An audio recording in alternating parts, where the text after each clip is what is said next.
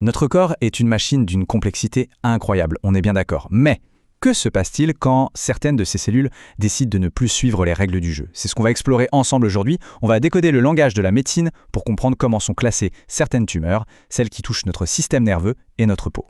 Tout part de là en fait, d'une échelle qui nous est complètement invisible.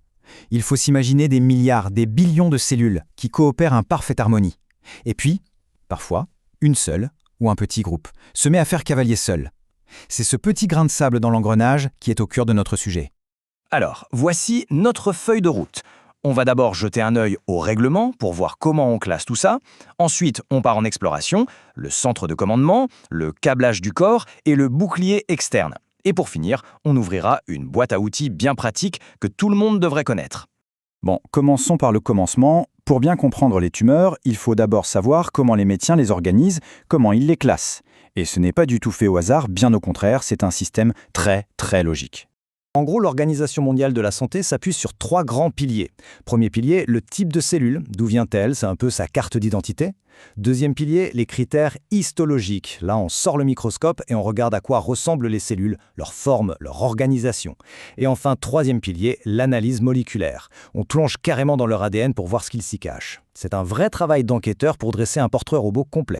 Et toute cette enquête, elle débouche sur quoi? Sur une note, en fait, le grade, qui va de 1 à 4. C'est un peu son bulletin de comportement. Un grade 1, c'est plutôt rassurant. Un grade 4, en revanche, ça signale une tumeur bien plus agressive. Et ce chiffre, il est absolument fondamental parce que c'est lui qui va orienter toutes les décisions thérapeutiques derrière. Allez, première étape de notre visite, le centre de commandement. Le cerveau et la moelle épinière. Le cœur de notre système, super bien protégé par le crâne et la colonne vertébrale. Mais même dans cette forteresse, des erreurs peuvent arriver. La grande famille de tumeurs qu'on y trouve, ce sont les gliomes. Leur nom vient des cellules gliales. On pense souvent aux neurones comme les stars du cerveau, mais les cellules gliales, c'est toute l'équipe de soutien, celles qui s'assurent que tout tourne rond, et c'est d'elles que partent ces tumeurs. Si on regarde ce tableau, on comprend tout de suite quelque chose de super important. La cellule d'origine a un impact direct sur la sévérité.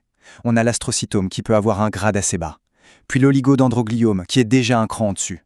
Et on arrive au glioblastome, qui est directement classé grade 4, le plus redoutable. C'est une illustration parfaite de l'importance de cette classification. Mais attention, il n'y a pas que les gliomes. D'autres tumeurs peuvent se développer. Par exemple, sur les méninges, qui sont l'enveloppe du cerveau, ce sont les méningiomes. Ou bien, plus rarement, dans les plexus choroïdes, qui gèrent la circulation du liquide cérébral. Ok, on quitte le centre de commandement et maintenant on va inspecter le câblage, c'est-à-dire le système nerveux périphérique. Tout ce réseau de nerfs qui parcourt notre corps pour transmettre les informations et les ordres. Et bien sûr, ces câbles aussi peuvent avoir leurs propres soucis.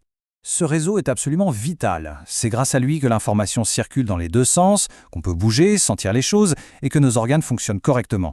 C'est l'autoroute de l'information du corps. Alors ici, les tumeurs les plus courantes sont heureusement bénignes. Elles naissent des cellules de Schwann, celles qui forment la gaine isolante de nos câbles nerveux.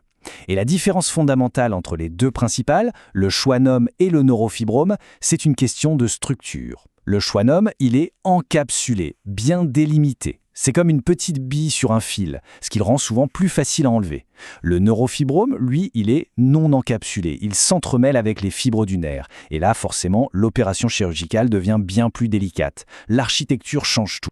On arrive à la dernière étape de notre parcours et c'est la plus visible de toutes, la peau. Notre bouclier, notre première ligne de défense contre le monde extérieur. La cellule star de cette section, c'est le mélanocyte. C'est quoi ce truc? C'est tout simplement la petite usine qui fabrique la mélanine, le pigment qui donne sa couleur à notre peau et qui nous protège du soleil. Mais comme n'importe quelle autre cellule, elle peut aussi se dérégler. Et c'est là que tout se joue. D'un côté, on a le névus, ce qu'on appelle tous un grain de beauté. C'est une accumulation de mélanocytes, oui, mais elle est bénigne, elle est contrôlée. De l'autre côté, le mélanome. Là, la prolifération est devenue maligne, complètement anarchique. Et savoir faire la différence entre les deux, eh bien, ça peut littéralement sauver une vie. Cette vigilance est d'autant plus importante qu'il existe des facteurs de risque bien connus. Le premier, bien sûr, c'est l'exposition au soleil. Mais il faut aussi être très attentif à la transformation d'un grain de beauté qui était là depuis longtemps. Avoir la peau claire, une baisse d'immunité ou certaines conditions génétiques sont aussi des signaux qui doivent inciter à une plus grande prudence. C'est bien de connaître les risques, mais concrètement, comment on fait pour surveiller? C'est là qu'intervient notre boîte à outils. On va terminer avec une méthode toute simple, pratique et validée pour observer les lésions de la peau. Cette règle, c'est l'ABCDE. C'est un moyen mnémotechnique génial.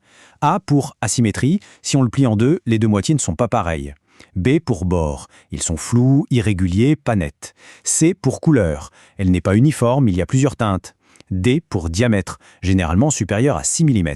Et enfin le E, qui est peut-être le plus important de tous, évolution. Un grain de beauté qui change, qui bouge, qui se modifie, c'est un signal d'alerte. Alors, un point super important, la règle ABCDE, ce n'est pas pour poser un diagnostic soi-même dans son coin, c'est un guide. Un outil pour savoir quand il faut s'inquiéter et décrocher son téléphone. Si un de ces signes est présent, le réflexe est simple, on prend rendez-vous avec un professionnel. Parce que dans ce domaine, la meilleure arme qu'on ait, c'est la détection précoce. Voilà, on est parti de la cellule pour arriver à la peau en suivant les règles de la classification. Ça nous amène à une question assez vertigineuse pour l'avenir.